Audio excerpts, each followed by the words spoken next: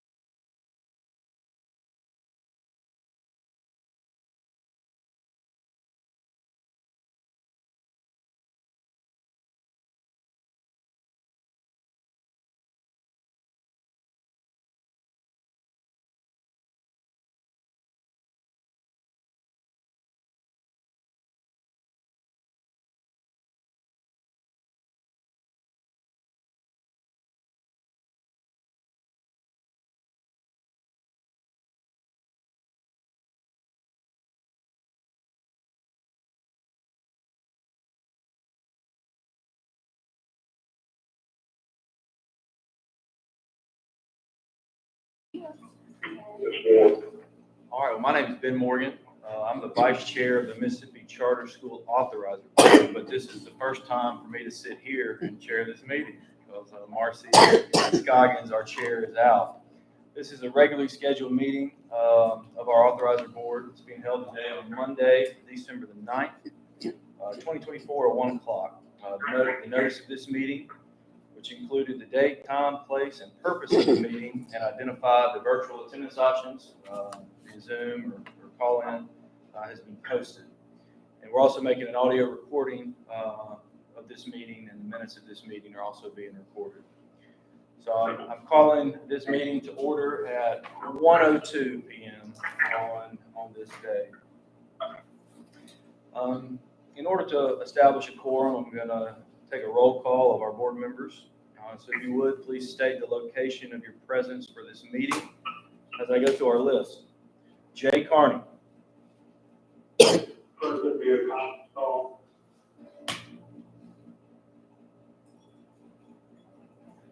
Dr. Felicia Gavin.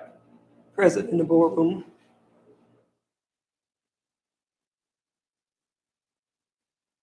Sandra McKernan.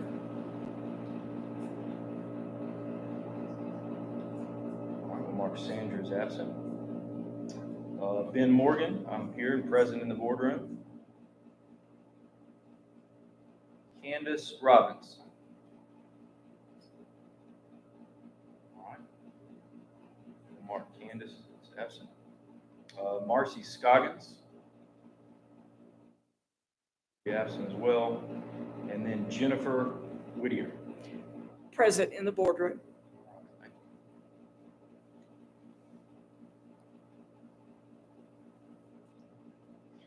So with these four members here, we have a quorum present to conduct a meeting.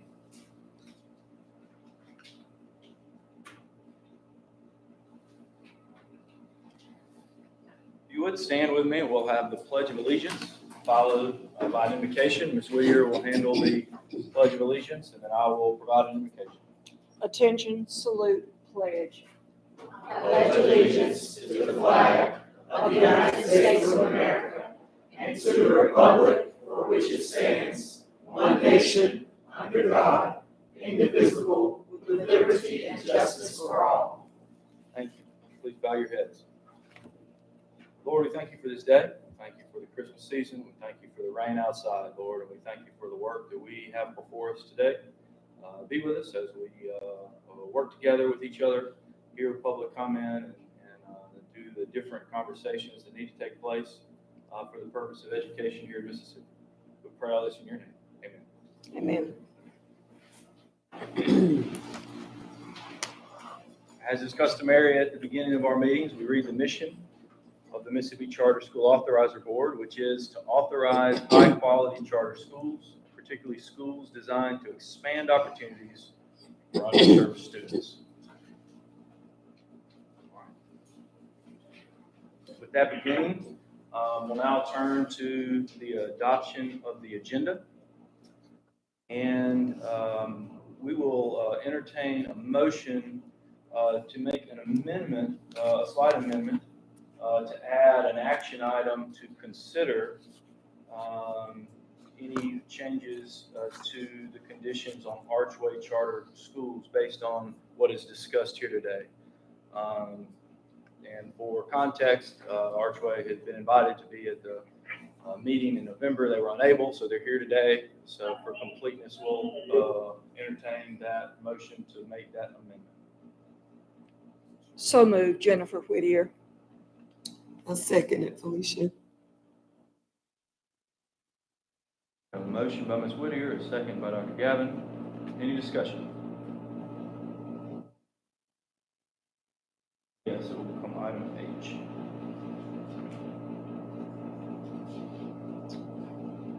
All right, no discussion, all in favor? Aye. All opposed? Not hearing any, the motion carries. And as mentioned, that will become item H.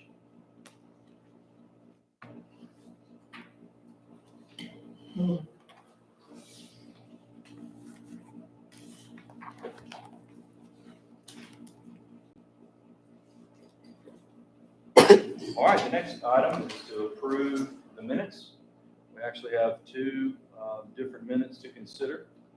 The first one we'll look at are the approval of the minutes of the last regular monthly meeting, which was on October the 28th, 2024.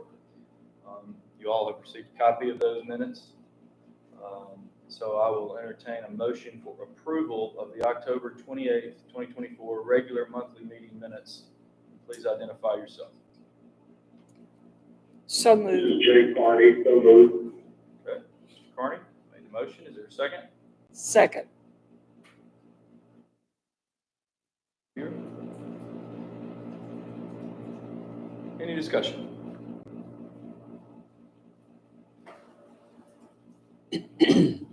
No discussion? Are there all in favor? Aye. Aye. All opposed? Hearing none, the motion carries.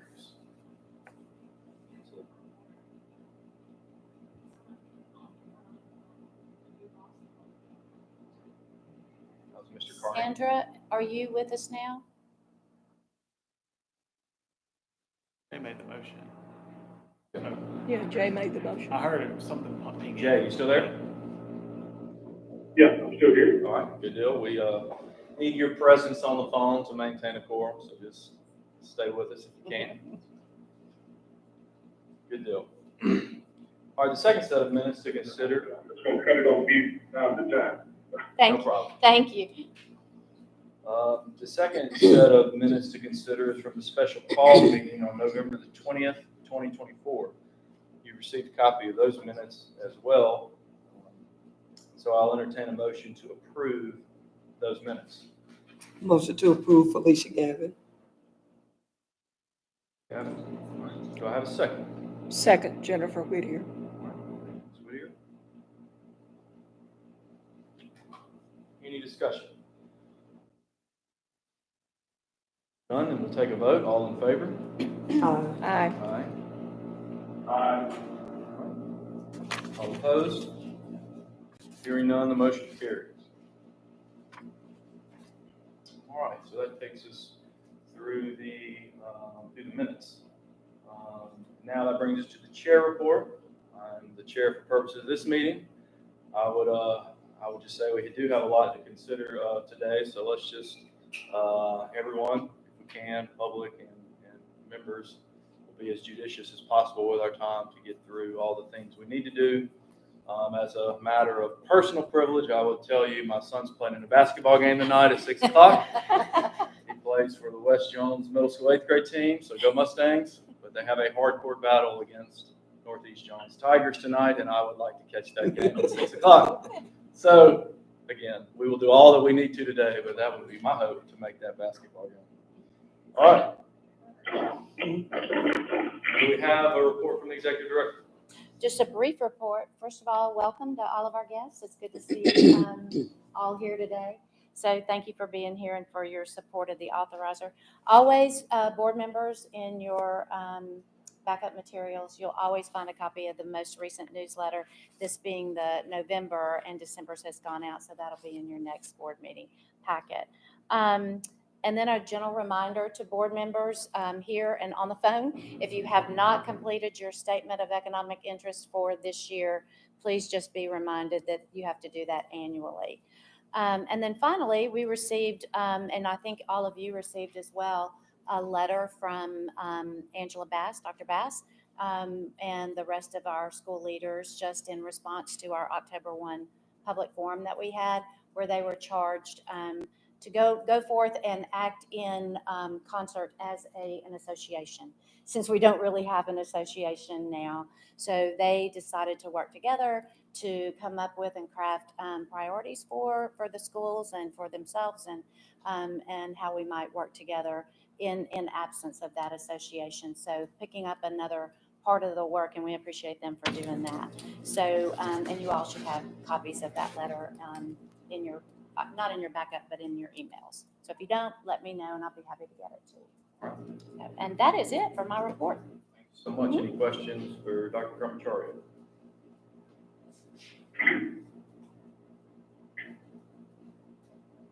All right, the next item on our agenda is our financial report. We have Ms. Denise DeRosa here.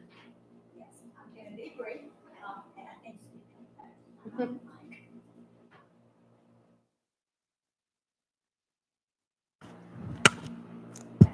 Yeah, Okay. So am I on the mic now? you are. Okay, great. Just speak up. Okay, so we don't have a whole lot to report from the last time that y'all met. I do want to point out that there was considerable travel expenses during the previous month because there was some out-of-state travel, and those have been paid. And so that just appears a little high, but that was because you did some traveling. The only other thing that is a little different is that you did have the forum last month since you last met, and so there were forum expenses. And so I put those expenses in the governing board line item because I wasn't exactly sure where they should go. Thank you. Sandra? And then last time we had some issues with the legal contract, and it has been extended and approved. And so we were able to make the payments against the legal contract in the last week. And so that has been done. And so that changed your budget a little bit. We always have a little bit of money reserved and put it where we need to. So we took $30,000 out of that reserve amount and put it into the legal contract line item. So that happened since the last meeting. And then we did buy a scanner. So that was the piece of equipment that you see on your report. So that's your financial report. But I do want to point out that this time of year, on an annual basis, we do an internal control review that is required by the state. And if anybody's interested, Sandra, could I get you to put yourself on mute, please, ma'am, until we need a vote or you have a question?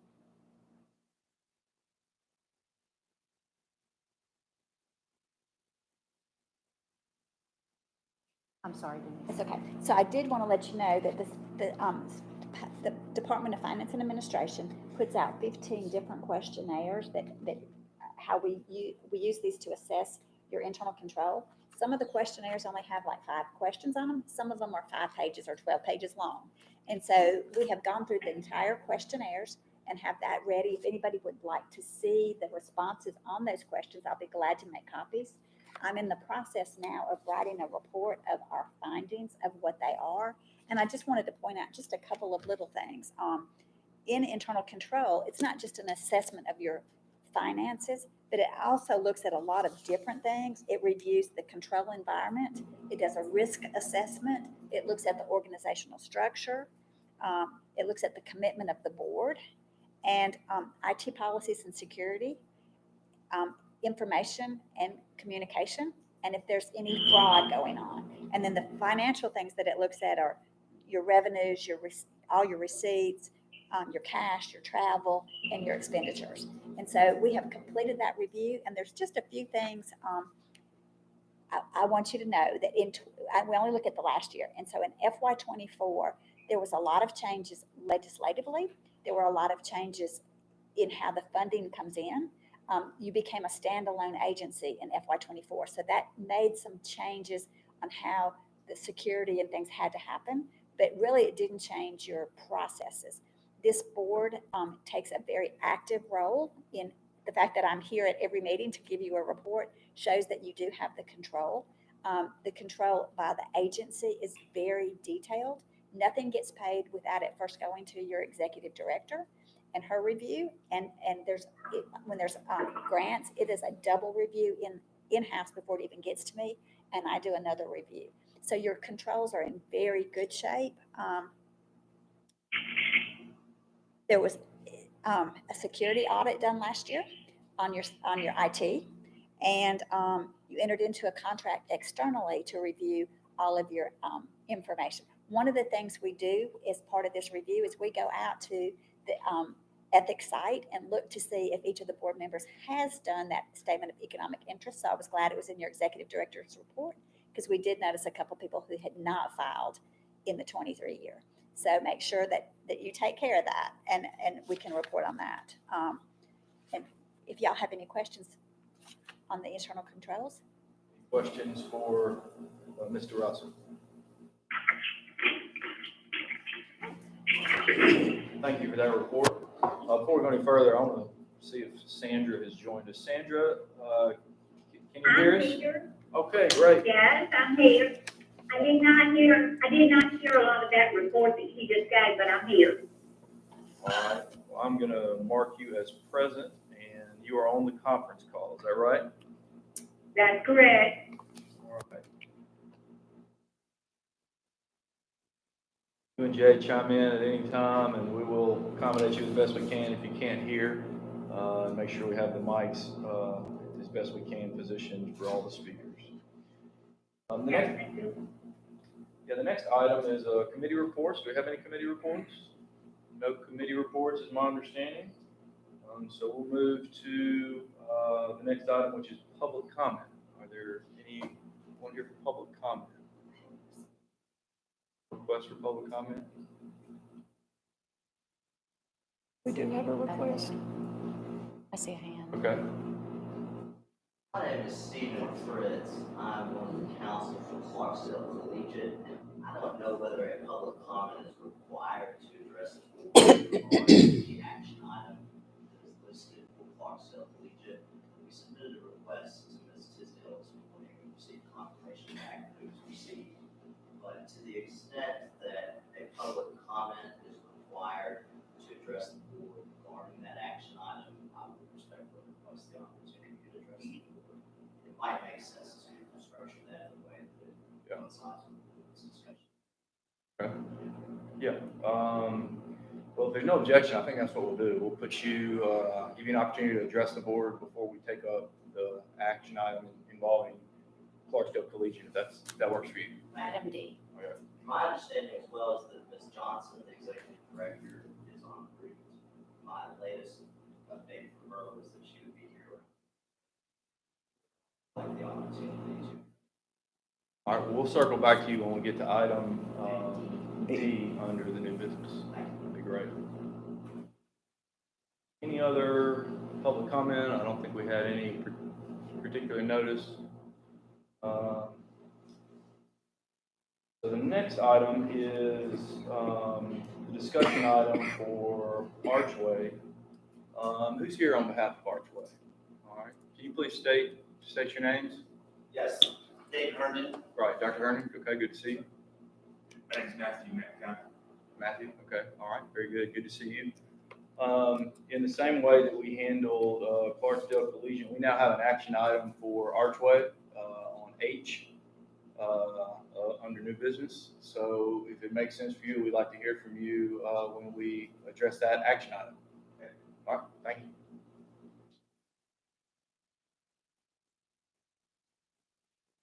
All right, so I think that clears up those two discussion items, and we move them to appropriate spots. So that brings us to the new business items.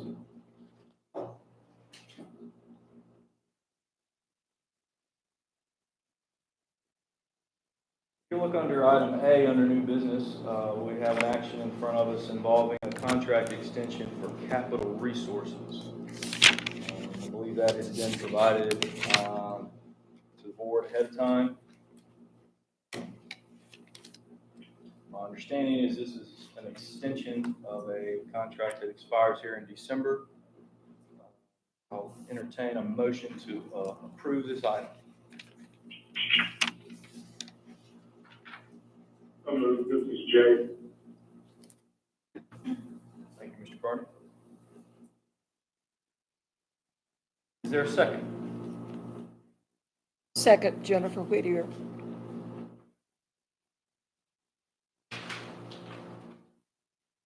All right, any discussion amongst the board?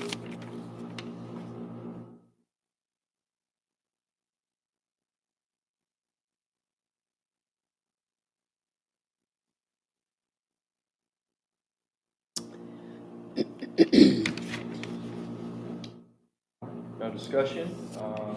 Will all those in favor please vote accordingly? Aye. Aye. All opposed?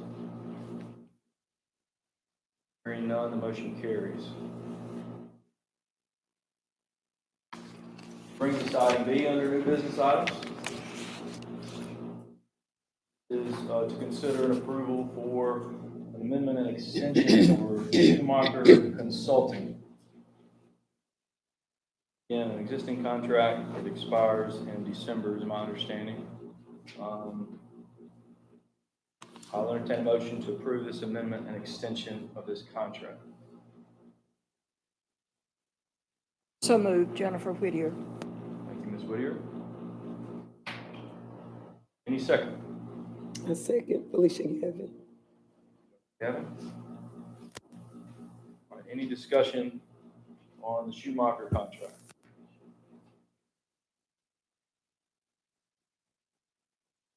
All right, if none, all in favor? Aye. Aye. Aye. All opposed? All right, hearing none, then the motion carries.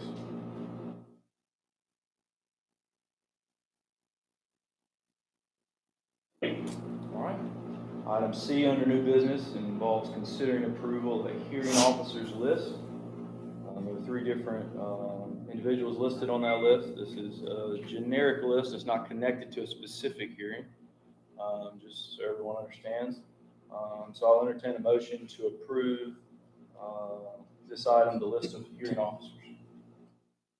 Motion to approve, action item C, Felicia Gavin. Kevin, is there a second? Second, Jay Carney. Barney? All right, any discussion on the list of hearing officers?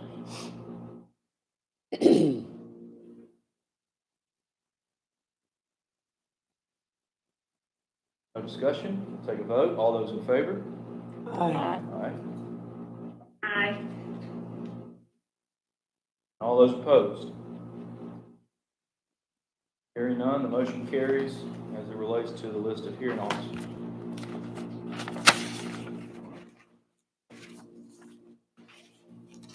That brings us to item D with respect to Clarksdale Collegiate.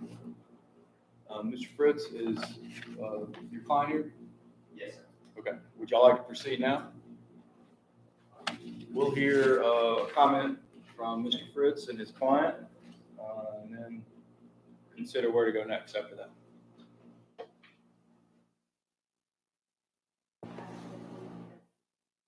You need a mic? There's a mic right behind you, Amanda, that you can use.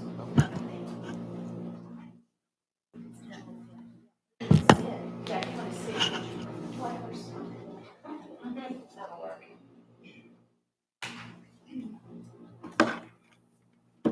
Some more mics. Get this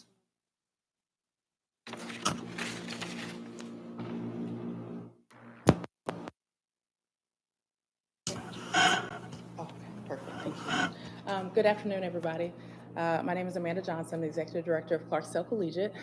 Forgive me for being a little down, feeling a little under the weather, but I am pleased to come to you today to follow up on the revocation review that was voted on in the September meeting. I have submitted a corrective action plan that I believe addresses the findings and the areas of concern that the board had. We tried to pay attention to what actually needed to be remedied and make sure that we put into place next steps that we felt like would address the concerns that were had. We are looking to see that the corrective action plan is approved today, and then also wanting to request that the board consider lessening the intervention that is provided. We feel like level 3 intervention of revocation review is too stringent for the action that was for what actually happened, and also feel like we have taken all of the necessary steps in order to address the concerns that the board had. I'm happy to address any questions that you guys have this afternoon. I also have Stephen Fritz, who's a lawyer for us, and also Kevin Bass, who is one of our new board members here as well. Any questions at this time for our witness? I did also want to, forgive me. There was, I know in the packet, there was the corrective action plan and the letter from our board. We did send an email, initial response, I believe November 13th, that was not included in the packet. So I just want to make sure that was received by the board members as well. You said November 13th? I believe so. Is that right? And we do have copies of it. Yeah, I think we received that. Yes, thank you for Excellent. pointing that out. Sure. Mr. Fritz, would you like to add anything? Yes, thank you. Again, Stephen Fritz, I'm with the firm Bradley Arant, and we represent Clarksdale Collegiate in this matter.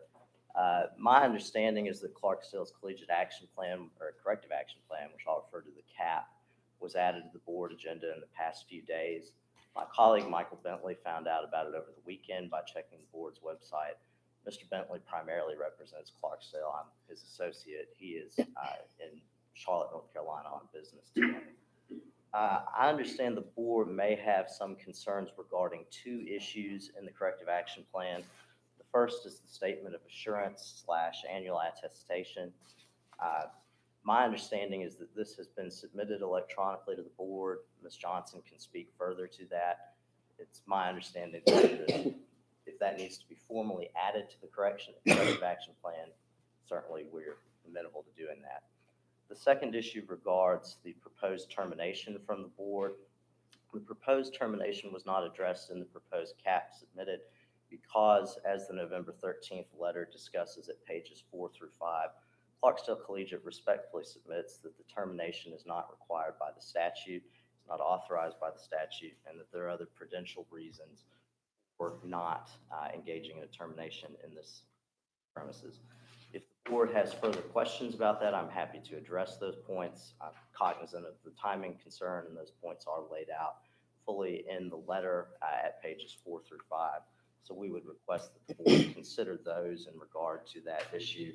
Just very briefly, it's our position that the statute is addressed to a subsection of unethical conduct relating to educator-student relationships as identified by the authorizer board, and that the matters under consideration did not fit within that subset of unethical conduct. It's up to the legislature to define what unethical conduct fits into its termination statute, and Clarksdale's position respectfully is that the legislature did not so define this conduct as unethical conduct warranting termination under the statute. There are other prudential reasons that are outlined in the letter, and we'll just, barring any questions, rest on that. That's all that said. If the authorizer board's position remains that termination is required, we would respectfully request an opportunity before a corrective action plan is denied to consult with our governing board to apprise them of that position of the authorizer board, consult with them as their attorneys, and then report back to the board in an expeditious manner how governing board wishes to proceed in that event. Unless there are questions from the board, again, cognizant of the timing concern and reserving all objections as stated in our letter, especially as regards the administrative procedures that are laid out by the regulations, then I have a couple questions, then I'll open it up to other board members. The statement of assurance that has been mentioned. I know there's one that has been filed annually. Has there been an updated or second one filed? Yes, sir. It was submitted through Epicenter. When was that submitted? If you recall? It was submitted approximately 2 weeks ago. I would have to look at the exact date. Okay, within the last couple of weeks. Yes. It was returned in Epicenter, and once we saw it in Epicenter, we did resubmit it with the corrections that were requested.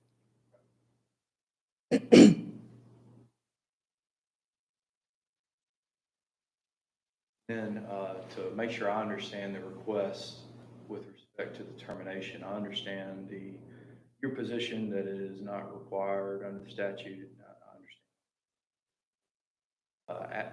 As it sits here today, I think I understood you to say rather than deny, you would prefer an opportunity to revisit that issue with your board should we not change the determination requirement. Is that right? So the first position is that it's not required. So it's under that statute. If you read the statute, it says student educator relationships, which all requires, it refers to sexual assault, it refers to inappropriate touch, things like that. That's under standard 4 in the Office of in the educator misconduct. This was not at all an inappropriate relationship between an educator and a student, and it'd be inappropriate to classify this under that. So that is the first stance. I guess I'm asking about the secondary request is if we, as a board, continue to say that we believe the termination requirement is important. I thought I heard y'all say you want an opportunity to discuss that with your board before we approve or deny the corrective action plan submitted. Is that right?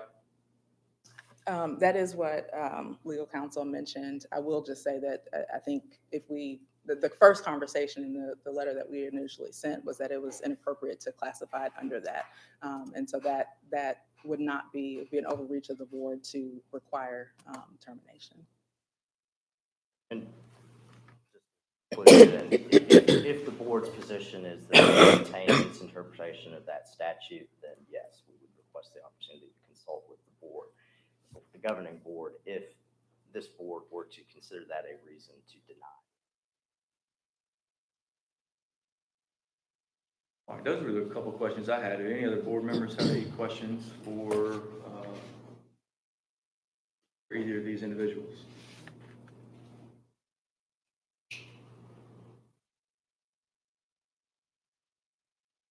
I do appreciate y'all being here and making.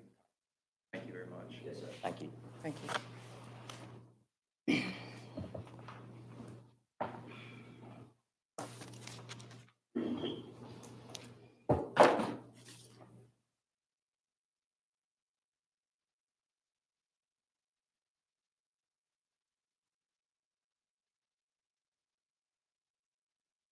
We've heard the comment from Clarksdale Collegiate, both of the individuals here, so I think we're to a point to move on to our action item under D and consider the approval of the Clarksdale Collegiate Corrective Action Plan. And I guess for a matter of clarity, the way this is positioned, what is up for approval or denial is the corrective action plan submitted by Clarksdale Collegiate. Is that right?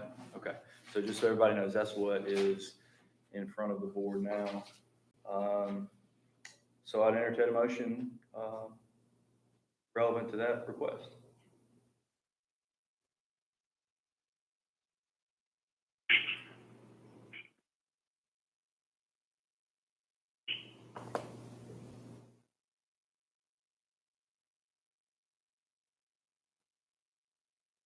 Other thing I think we heard was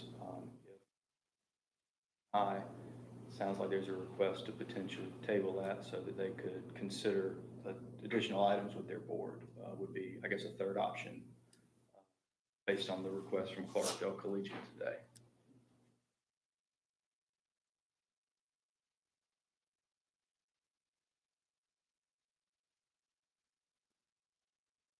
Yes, I think that is part of the request as well, a reduction from level 3 to level.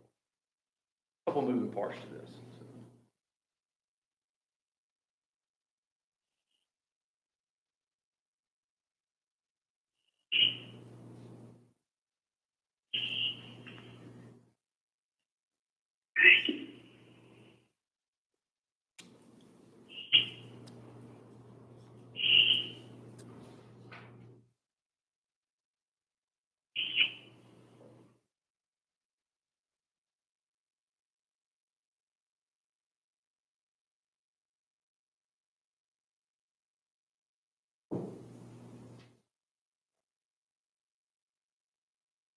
This is the part of the meeting where I normally, not being chair, would speak up.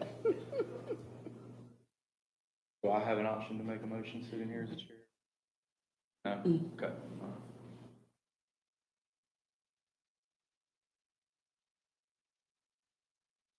Thoughts either way?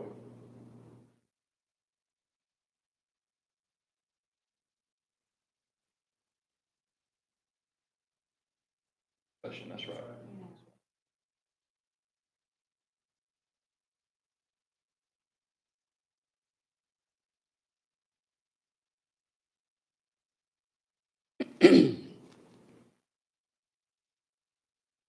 I move that we consider the corrective action plan on action item D. Okay. Motion by Dr. Gavin to consider, you said approval? Yes. Approval of the corrective action plan submitted by Clarksdale Collegiate. Thank you, Dr. Gavin. Is there a second?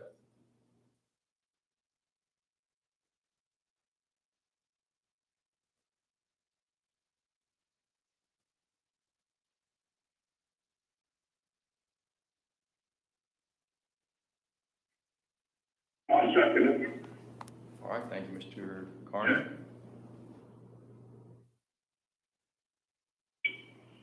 All right, so we have before us a motion to approve the corrective action plan by Clarksdale Collegiate. With a second, any discussion? So the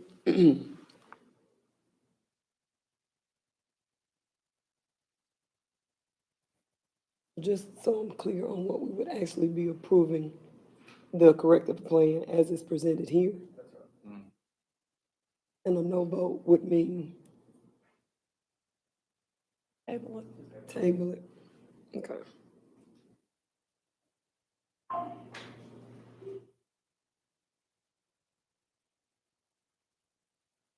Yes, so for those of you here, teleconference,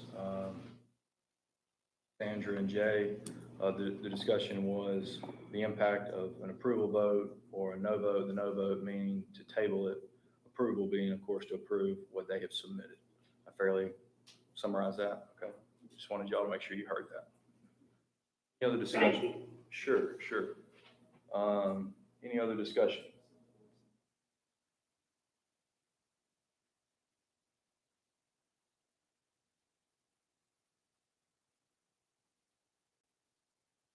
All right, well, no further discussion. But we'll take a vote. All those in favor of the motion to approve Clarksdale Collegiate's corrective action plan as submitted?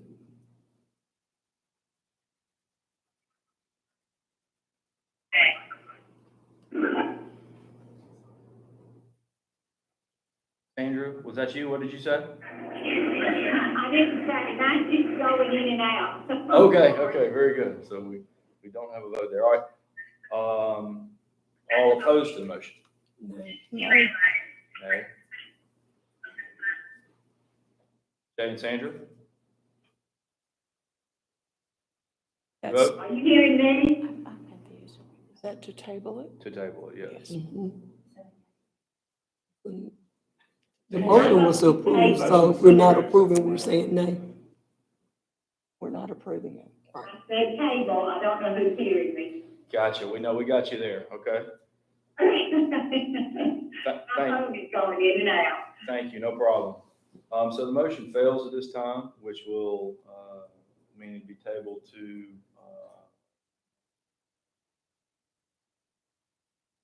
all right. Moving on to action, item E.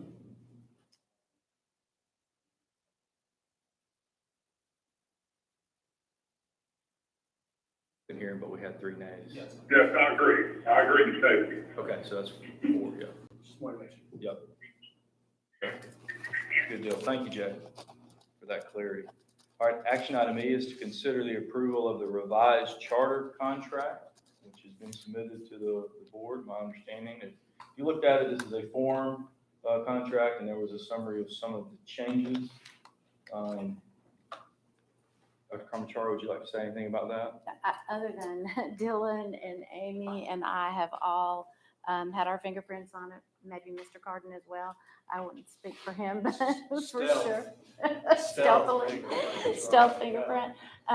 But it is very similar to NACS's standard contract. We've cleared up some, I think some language that might have been confusing in there before, needed some clarity. We also looked at Alabama's, we looked at Louisiana's, we looked at others, just to make sure that we were, and we added some definitions for clarity to it that I think was really important. So not a lot of substantive changes, but just a good solid template for new charter schools going forward. Approved to be for new charter schools. That's correct. Right. I'd entertain a motion to approve this revised charter contract as submitted to us and as discussed just now. So moved, Jennifer Whittier. I second that, Felicia Gavin.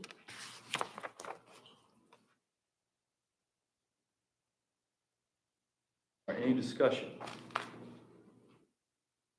Revised charter contract.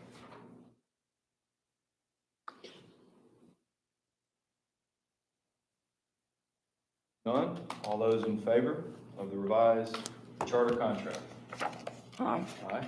Aye. Aye. All right. Aye. All opposed? Hearing none, the motion carries with respect to the revised charter contract.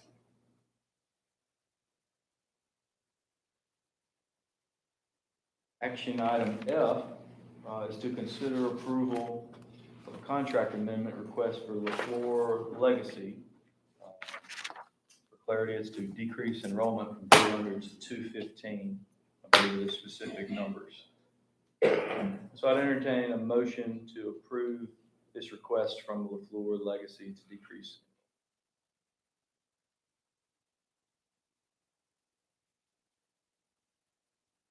So moved, Jennifer Whittier. Thank you, Ms. Whittier. That motion, do I have a second? I second, Felicia Gavin. Kevin? All right, any discussion on this contract amendment request from LaFleur Legacy?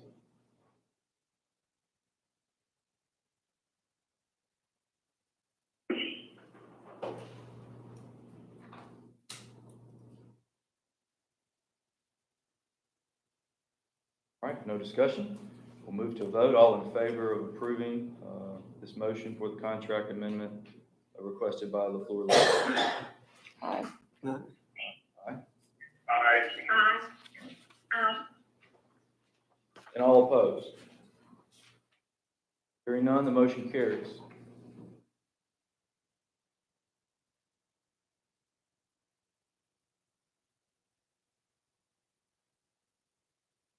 Item G, under the new business items, it's not an action item, but an informational item for the draft performance frameworks for each of the schools listed, which has been provided to the board members. Anything in particular, Dr. Carmacharo, you'd like to say about that? I might, thank you. Yes, for board members and the general public who are here, these are draft versions without the school leaders' comments. We received school leader comments and feedback last week, throughout the week, maybe right after Thanksgiving, a couple of those came in. We are continuing to work on reviewing those comments, the feedback, and we'll have follow-up meetings with school leaders to address any of their concerns. The primary goal is to get any factual errors from them that we've missed throughout the collection of the data and find out if we've done anything that we need to correct. So you will have another version of that, not to approve, but because they're just informational items only. But you'll have another version of those with the school's comments at a later date. So. All right, any questions for Dr. Carmacharia on any of what she said or what has been submitted? That's a broad category.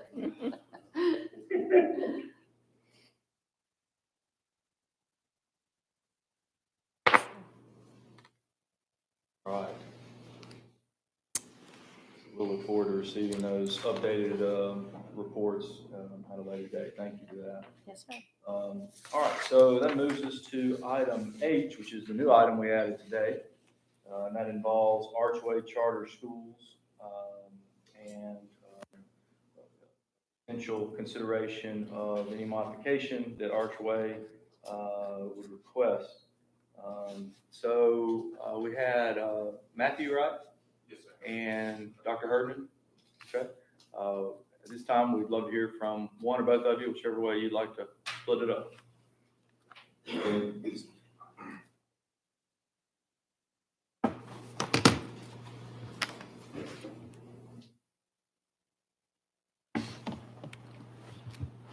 Hello. We appreciate the opportunity to be here. We really do. Want to say thank you for approving our charter. We're excited to work with you all. We're excited about our vision, which is, we believe, innovative and will break down some barriers for the folks in Humphreys County and even the entire Mississippi Delta. We do know that there have been some challenges that you all have expressed, which were added as conditions and a draft in the contract. And I just wanted to say that we're aware of these challenges. One, we are actively working to mitigate against those challenges. We don't see them as not overcomable. We do believe that we can overcome all of them. And actually, I kind of believe that these challenges are themselves in some ways conduits to the solutions. And again, every time that I'll talk about the vision of our school, this is about how can we bring quality teachers, great teachers who are spread out across this state to impact a community that is underserved, suffering from a teacher shortage. And the way the backbone, the spine, the conduit is a portion of that being online learning. So we're thankful that we have this opportunity to be here. I believe you guys received a letter that was in some ways challenging some of the language in the 3 conditions that were added. So we're certainly willing to discuss those 3 things and potentially what the legal document said. So we're here to answer whatever questions you all might have, whether it's about that or whatever. Matthew, do you have anything you'd like to say at this time? I know, just appreciate being here. I know we've recently met as a founding board. I'll be serving as the chairman of that board, and appreciate y'all's time and invitation for us to join today.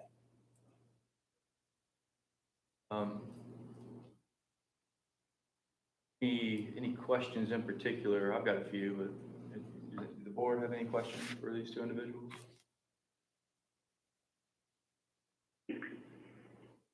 I do. Okay, yeah. Ms. Whittier. Am I correct in assuming that you've changed your opening date to 2026? I believe they linked a copy of the email that I sent to Yes. Dr. Lisa. Yes. Jay and Sandra, just so you heard that, that's an important piece of information here. I think the Archway has deferred opening a school year, so they are planned to open not next school year, but the following school year, which is 2026, 2027. Okay. Thank you. Thank you. Any other questions? Ms. Whittier, I appreciate you bringing that up. I think that gives a little bit more of a maybe breathing room, if you will, to deal with some of these issues. Y'all mentioned the 3 conditions. We were part of that meeting where we talked about those 3 conditions. We're sorry y'all weren't there. We understand, there was some conflict issues. And so we appreciate you being here. today. So perhaps the most constructive thing to do as we talk about those three conditions would be to understand what you want those conditions to be, understanding that we're the ones that approve those, not you. I don't mean to, say we'll do everything you say, but we as board would like to hear from you on what the conditions, your suggestions, I guess, to those conditions would be. Letter from Ms. Wagner. Yes. Right, so I assume that you guys have at least maybe had a chance to skim that letter that was sent. And really, I think just to kind of summarize our position, we want to work with you all. And I don't think that the issues that you brought up were, I'm not saying that they were just out of left field or ridiculous. Like, they're issues, absolutely.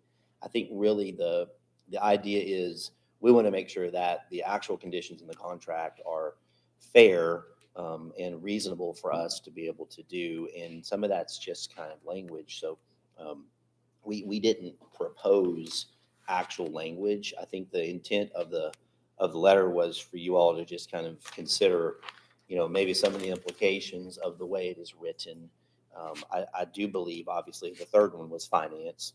It was a financial update with the delaying option. I think we've got some ramp time in there, and I believe we had an exchange through email about how we've got some time to kind of adjust that. We definitely need to update our budget, right? Because we're delaying. A lot of that's just going to be, add 365 days to it. But there are definitely some adjustments that need to happen. So obviously the dates in that need to change based on our, but specifically also when we look at the enrollment piece, I think our concern is, the timeline of enrollment targets is going to be challenging. Even if we put that back a year, I just feel like I think it was 30 or 40% by March the 31st. We're going to be a new model. We're going to have to do a lot of legwork in the community, which we've already started, but it's going to ramp up. We've got to communicate this is who we are. And I feel like enrollment is probably going to start slow, and it may come really fast at the end. And some of that's going to be word of mouth. Some of that's going to be people are like, okay, well, now I know this person who's going, and I just know how that kind of thing works. And so to set it up like that, we certainly want to abide by whatever, restrictions are put in terms of enrollment. But I think what we're challenging is whether it is fair to put additional enrollment numbers and back up basically what you would expect of any other charter school. And with the infrastructure, which is number one or two, I can't remember, but the technology, we've done a lot of groundwork. We've had conversations with multiple people, and we do believe that the infrastructure is better than maybe initially imagined. Obviously, we are concerned about our kids who enroll in our school. We want them to have adequate internet. It's going to be a necessity. I've had conversations with folks at Belzona Cable, and they've provided for me a map of their coverage. And it is a lot of people in the county have access to it. And then I'm also in conversations with C Spire, have a meeting set up with them on Thursday to kind of discuss not only what they would be able to provide for students, where if the broadband and the fiber is not available in certain remote aspects, there is cellular service. You go to C Spire, and their map covers the entire state in all of Humphreys County. Now, that doesn't mean necessarily that the strength is strong enough to control and have the bandwidth to do live online instruction. So we're working with them. They are really interested in investing in the area. They already have put some money in. They just put a new tower up, I think he said, a little bit further up in the Delta and Rosedale. But they are really focusing in on expanding their network. And I think that also ties in maybe to us delay. And I just think there's more opportunity for us to develop these partnerships, figure out where the holes are, and hopefully work to fill those. And I think C Spire could be an important partner, or someone like them to be able to offer, whether that's, hey, look, we've got the cellular signal there. It's just a matter of receiving that and sending it out as a Wi-Fi in the home. So I think just in general, just trying to show you all that there is a lot of work that's being done for this. We're confident about it. We're not, pie in the sky, just like, oh, this is going to work out. No, we see it as a challenge, but if we can find a solution, which we think we can, we think it's a great win. Even if part of our legacy is that we have created a better infrastructure for the area, we'd love that. So I think kind of in general, that's where we stand. And obviously, if there's any specifics, we would continue to entertain that. But I just think really what we want to do is put that back to you all with the information from our letter and ask you to reconsider the language in those three things. So, understanding you're moving back a year, let me be specific on these three items. The easiest one's probably the budget. It's the deadline that we put up today, I believe, to submit that budget. You obviously make the appropriate point that shouldn't be today if you're opening up in a year. Have y'all talked about a specific timeline of what that might look like? Not a specific date. It was due Friday, and we communicated that obviously he didn't need to have that in by Friday, but we have not communicated a specific date. I think my assumption would have been that we would want to wait until after we knew whether or not you were applying for additional funds through Mississippi First, and then if those funds were awarded to you at this time, then we would have more information on your pre-opening budget. Right. Sounds to me like we would be targeting a fall date of next year's. Fair? Or Or sure. Is that what you're thinking? Or is I there mean, some we other we thought? could submit a budget tomorrow if we needed to, but obviously the closer we get, the more realistic that's going to be. Because right now, like I said, if I submitted a budget, all I would have to do is add a year to it, and it would look the same as the one before, because nothing has changed in terms of the structure and the budget, other than the date, because everything basically was pushed back a year. And the next opportunity to apply for CSP funds is May. That's correct. Well, the deadline, I believe, is in August.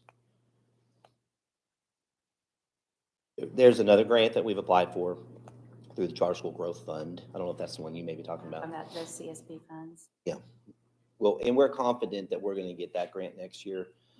I don't know how much detail you guys are aware of, but we did not get that grant, and we were expecting to get it, and it was some issues with really kind of the place that we put some money and some misunderstandings. I'm taking full ownership for it, but we know what the issue was with not getting those funds, and I'm very confident that we'll be able to get those next year. And Matt and I were just talking this morning too, like we're really about to double our efforts towards some philanthropy and trying to get some donations to really get some stuff moving beforehand, which would only escalate things because the budget that we submitted obviously was a startup budget from the CSP grant plus the per pupil funds. All right, now that makes sense. So talking about deadlines, the other deadlines we had placed as conditions were enrollment deadlines for March and I believe May of 2025. With the extension or the delay of a year, obviously those dates probably would need to be moved too. And I understand, I think you referenced some percentage of enrollment as well. I think we had 40% as of March 31st and 60% as of May 31st. I think that's right. Is that correct? Right. Mm-hmm. Okay. So I guess there's really two issues baked in on that I'd like your view on. The first is the deadline changes. Are the corresponding dates the next year appropriate? Or are you thinking something else? And then secondarily, it would be that threshold number, 40 and 60. That's a number we arrived at, but I'm interested in your thoughts on that. Well, I mean, my question really would be, I understand the budget, I understand the infrastructure. The question really is, what is the reasoning behind putting an additional requirement of enrollment on us beyond what is already would be included in the typical contract?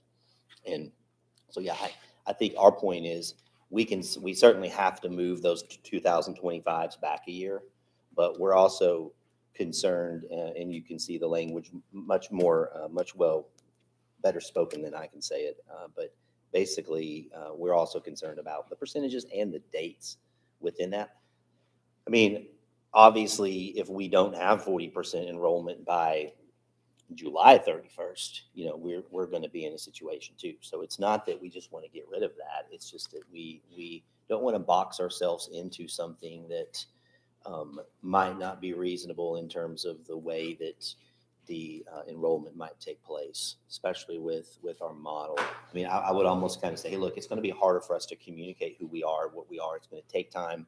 It may take multiple engagements with certain parents and families to be able to say, no, this is who we are. Can you ask questions and engage? And so we feel like, that enrollment might take a little bit of a different shape in terms of if you were, to graph it. So we just are really requesting some additional time in addition to the March 31st. So to me, it's for sure you could tweak with the percentage or you could tweak the date. Either way, we would prefer to have a little bit easier of a ramp. If we were to consider changing those dates to something later, I mean, what's something that you think is reasonable? I mean, I don't want to speak for the board. We have our reasons why we put those things in there. We talked about it at the last meeting, but I mean, we want to hear what you're thinking. I mean, well, I would love to, if possible, have some time to look at kind of the way other schools have launched and when their enrollment hit. Maybe that's in some conversations with some other schools and see what is typical. I don't know how strategic and scientific your procedure was coming up with those dates and numbers. It just seems to us a little potentially unreasonable and just setting us up for an extra burden that is an extra hurdle that we'd have to jump over, that we would just like to I mean, obviously we're challenging it just in terms of its existence in the first place, but also if that's not even up for debate, then yeah, can we move it back? Can we say instead of March 31st, can we say, June 30th, push it back 3 months? So, or if you want to say March 31st, can we talk about the 40% and say, hey, what if we said 20%? So that's kind of where I'm thinking about this. But obviously, if you look at the letter, I think we're kind of pushing for you guys to just kind of reconsider as a whole. I don't know if that answered your question. good enough for now. Tell me about the internet conversations. You mentioned C Spire, you're meeting with them this Thursday, is that what you said?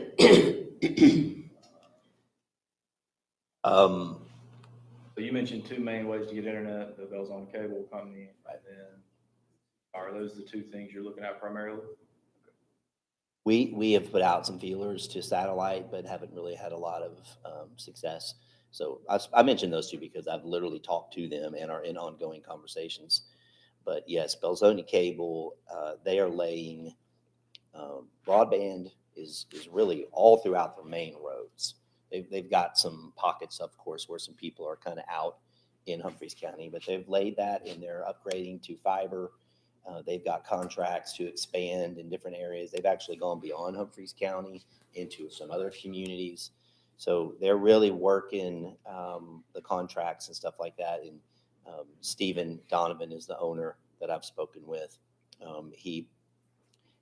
He really is like, that's what they're doing. Like they are really trying to increase internet capacity in that area, and having someone local like that who is fully invested in the community, like that is their goal. So we share that in common. So, and he's been super helpful. And with C Spire, my plea to them was, hey, can we have a conversation about maybe how you guys could help support us, but also we'd love to know what your coverage area exists specifically. You go to their website, and like I said, it's going to show that they have coverage over the whole state. Well, specifically in these pockets, like is your bandwidth, or whatever you call 5G, is it strong enough signal strength to be able to support kids in different pockets of the county? So those conversations are ongoing, and I bring those up just so that you all can see that this is something that we're serious about. It's something that we're working towards. We do have another option that is still in the works where we have a potential partner who is interested in providing a space for some of our kids who may not either one have the internet at home, or maybe the parents would just prefer for them to be in a location with some supervision. It would be kind of a third-party arrangement to where we would have that option for some of these kids. Hey, look, if you don't feel comfortable about your situation, we've talked about it, here's an option for you also to consider. So all those things, obviously post signing the charter contract puts us in a great position to be able to, really start formalizing some of those arrangements. But those are some of the conversations that we're having. Any other questions? Yeah, Ms. Whittier. It seems to me that the enrollment is very important, because the more students you have, the more conducive it's going to be for C Spire and these other companies to be willing to bring internet services to that area. If it's a very small number of students, they're going to question it. Sure. So that's why it's important. That's why it would be important to me as a board member, I'm not speaking for the board, for the enrollment to be as high as you could possibly. Oh, well, sure. And we're on the same page too. I promise you, like our budget is right. I mean, we're planning, here's the number of students we're targeting. So we want 100% of that. But I agree with you. Any other questions or discussion? Jay or Sandra, do you have anything? No, not right now. Okay. I'm listening. I don't either, thank you. Like this for the board members.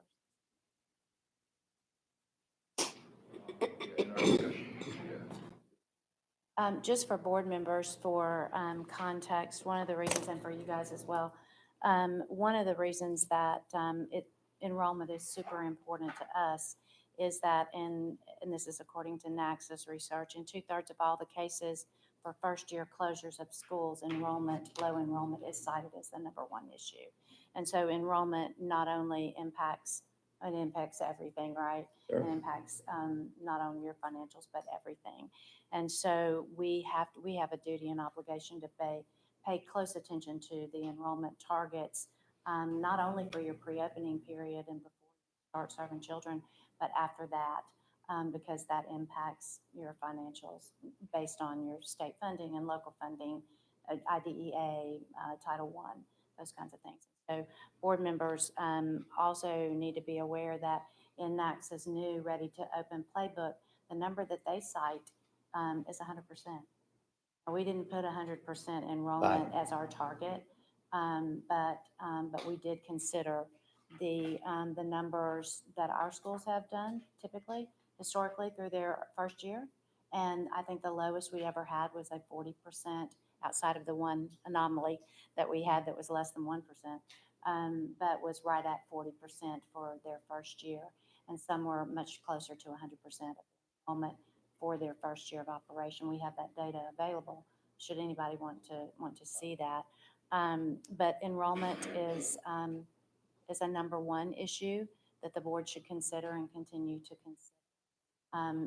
It's not specific in the traditional pre-opening checklist. It's not going to be considered in the contract, but it will be considered and brought forth to the board in terms of a rule for going forward. We'll be presenting something to the board through our rule, setting a minimum for all schools going forward so that we don't end up in a situation like we've had before. So flagging that for the board members here in person, for the public, and then for those on the phone as well. If I would like to suggest too, it sounds like what you're mentioning, the 40% though, is not based on March 31st. That was like pre-open, that was like to open on day one. That is the number that they opened with. That's correct. Right. So I guess our point is you've taken that number and moved it all the way back to March 31st for us, which is kind of why we're just trying to figure out, is that reasonable? And why is that placed upon Archway? And I think the board discussed that last time, not to put words in board members' mouths, but I think they discussed that based on a situation that we had before, that it was very important to the board members to have a pretty solid number so that we don't end up in May or June having to turn around and tell parents that unfortunately the school's not going to open. And we don't want to put the board into a position like that again going forward. So that's why I think the decision was made. So that we can consider families and communities. And so you're saying that you think this is going to apply to all schools? That's No, correct. that's not what I said. Okay. I said that we would be presenting some numbers to the board for consideration, so going forward. But I can't say that to the board right now. We don't have a proposal ahead of them. Any other questions for our two guests? Understanding that y'all have delayed a year, and some of this is a little bit of moving parts here. Needed you guys to come back at our next meeting, I believe it's January 27th. Would y'all be willing to do something like that? Okay. With some update of some of what we've talked about potentially, okay. All right, do y'all have anything further? Yes, sir. Any other questions or any other thoughts? All right, thank y'all for being here. Appreciate it.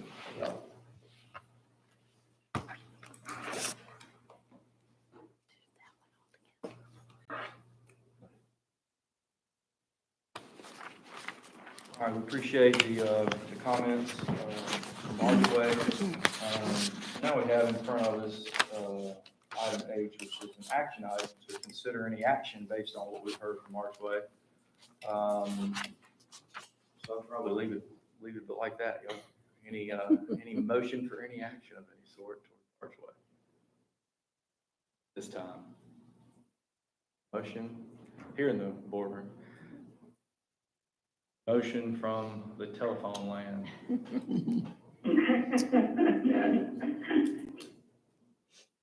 No, sir. All right, so no motion at this time on item H, requested by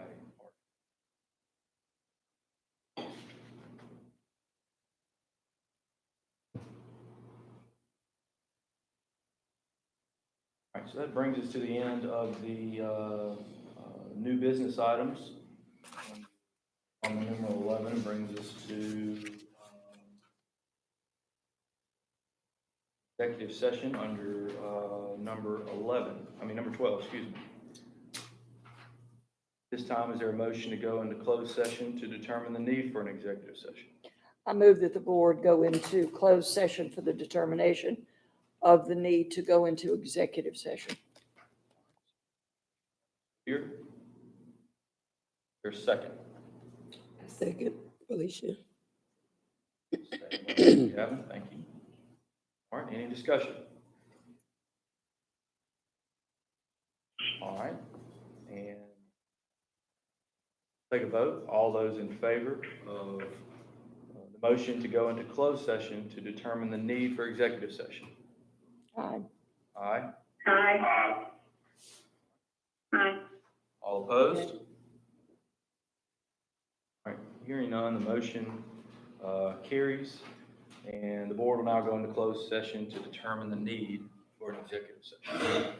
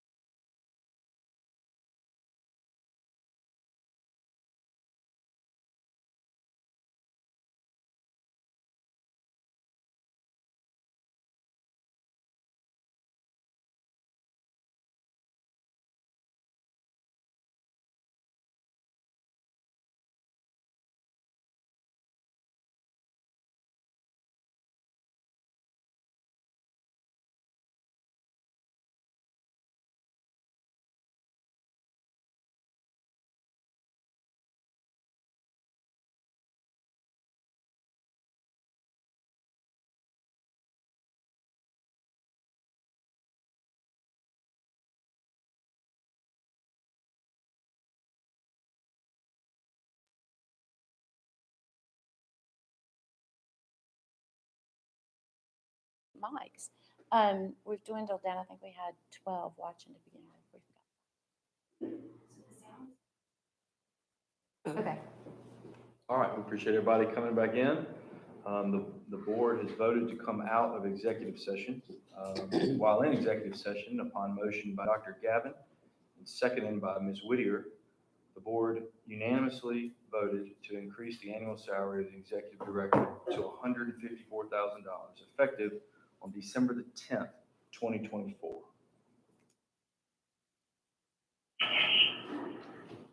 All right, that brings us to our next meeting. The next meeting item on the agenda, the next regularly scheduled meeting will be on January the 27th, 2025 at 1 p.m. Here in the boardroom at 239 North Lamar Street, Suite 207, Jackson, Mississippi 39201. And now, having made it through You couple didn't of get your 12 pages, minutes or 13 minutes in. I will entertain a motion to adjourn. Motion to adjourn. Second. All right, motion by Dr. Gavin, thank you, and a second by Ms. Whittier. We've been busy Any making discussion? motions. All in favor of the motion to adjourn, please say aye. Aye. Aye. Aye. All opposed? Don't oppose. All right. Can I just give y'all a Motion, granted. update? And I shared this with Mr. Frisk, right? Amanda has submitted her, her second assurance form. Okay. So I have a copy of that now. So that is at least one other Item check checked off. that we can Very check good. off that Okay, corrective good. action plan. So I wanted to update you on that. Good. And then she had some questions going out the door about what next steps were. So I just, what I thought would be the next best steps in terms of trying to work. Okay. Sounds good.